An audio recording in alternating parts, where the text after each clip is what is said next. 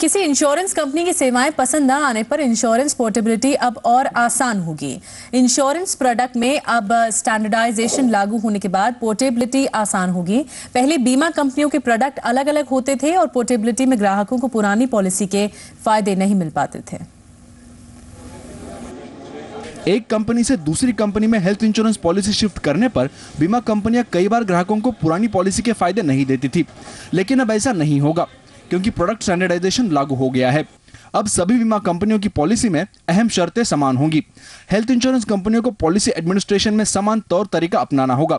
अब health cover में शामिल बीमारियां, इलाज के दौरान कवर में शामिल सुविधाएं, क्लेम का तरीका सभी कंपनियों के लिए एक जैसा होगा। साथ ही अस्पतालों, इंश्योरेंस कंपनियों और टीपीए के बीच भी कॉमन एग्रीमेंट होगा। कंपनियां कह रही हैं कि स्टैंडर्डाइजेशन के बाद इंश्योरेंस पोर्टेबिलिटी में आसानी होगी।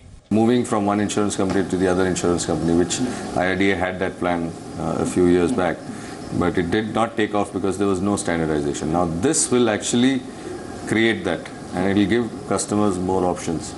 इंश्योरेंस कंपनियां ग्राहकों को खींचने के लिए एक से बढ़कर एक पॉलिसी लेकर आई हैं।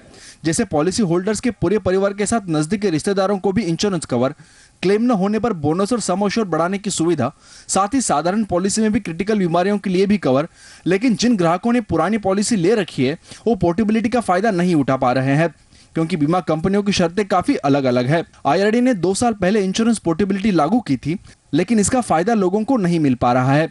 Standardization of various forms used for cashless settlement, claim settlement and things like that.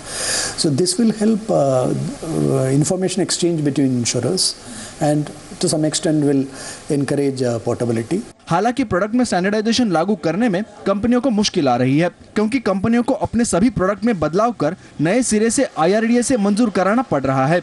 Amol Dethe, ji business, Mumbai.